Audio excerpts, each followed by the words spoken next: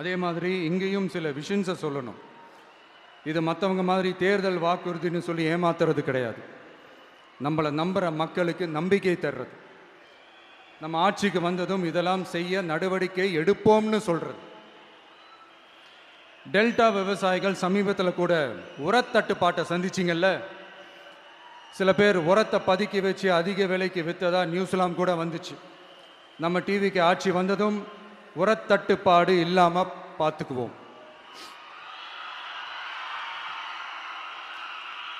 5 acre வரை நிலமுள்ள விவசாயிகள் வேளாண் கூட்டுறவு வங்கிகளில் வாங்கிய பயிர் கடன் முழுமையாக ரத்து செய்வதற்கும்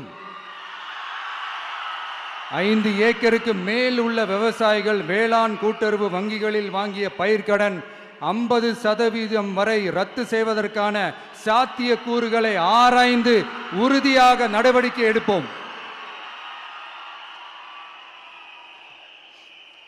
திமுக மாதிரி எல்லாருக்கும்னு சொல்லிட்டு அதுல தகுதி ஃபிக்ஸ் பண்ணி பாகுபாடு காட்டி ஏமாற்ற மாட்டோம். எல்லாத்தையும் வெளிப்படையாக சொல்லுவோம்.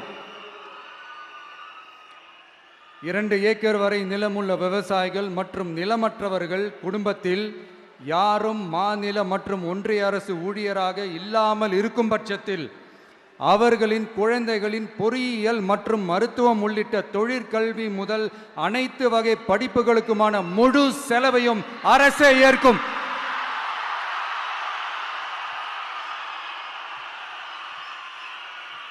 விவசாயிகளின் விருப்பத்திற்கு எதிராக எந்த திட்டமாக இருந்தாலும், ஒன்றிய அரசின் நெருக்கடியே இருந்தாலும் அந்த திட்டத்தை உங்களுடைய டிவிகே ஆட்சி முழுமையாக நிராகரிக்கும்.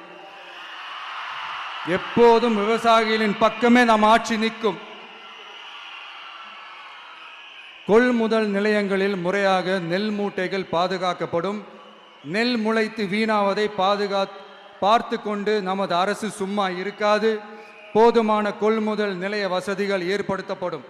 அதே போல கொள்முதல் நிலையங்களில் கொள்முதல் செய்வதற்கோ மூட்டை ஏற்றி இறக்கவோ 1 பைசா கமிஷன் வாங்காமல் பார்த்து கொள்ளப்படும்.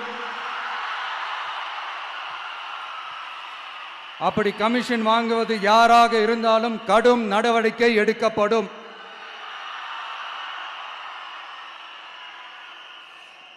ஐநூறு ரேஷன் கார்டுகளுக்கு 1 ரேஷன் கடை என்ற வரையறை நிர்ணயிக்கப்படும்.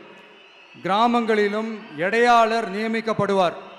பெண் விற்பனையாளருக்கு பெண் எடையாளர், ஆண் விற்பனையாளருக்கு ஆண் எடையாளர் என்பது பின்பற்றப்படும்.